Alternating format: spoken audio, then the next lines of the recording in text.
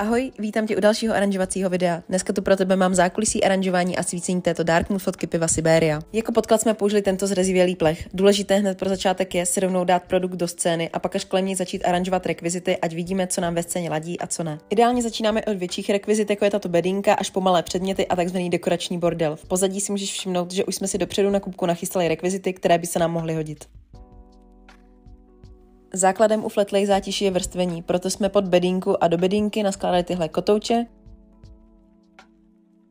A rovnou můžeš vidět i jedno z pravidel kompozic, a to je tvoření trojúhelníků z předmětů.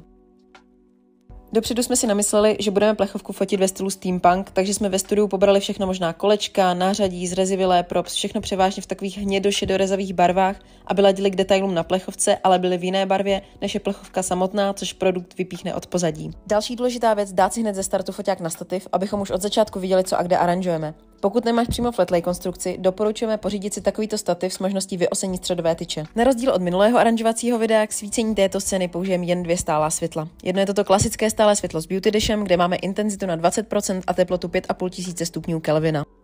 A můžeme jít aranžovat. Taky si můžeš všimnout oranžového kabelu, který jde z foťáku. Ten je tam proto, že jsme měli foťák napojený na live preview, abychom přímo na počítači viděli, co a jak aranžujeme. Je to super vychytávka, která ti strašně moc usnadní čas a práci. Aranžování flatlay není nic jiného než jen zkoušení, co kde bude vypadat dobře. Čím častěji budeš takhle něco aranžovat, tím více budeš mít toto skládání rekvizit v oku.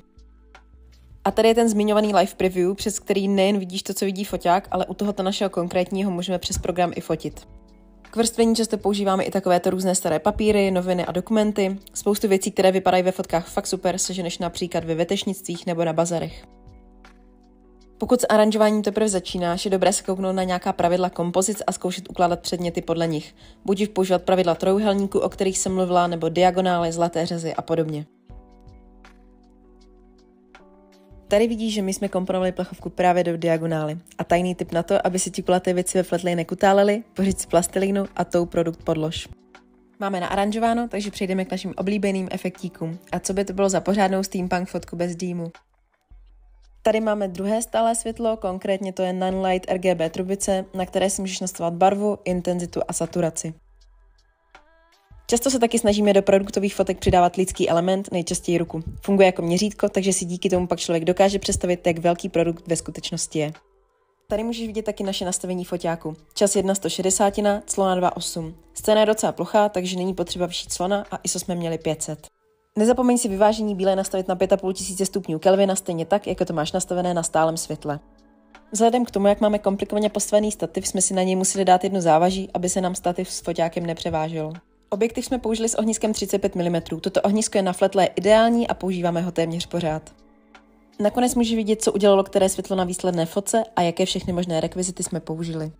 Moc ti děkujeme za odebírání našeho Hero a brzy u dalšího aranžovacího videa. Ahoj!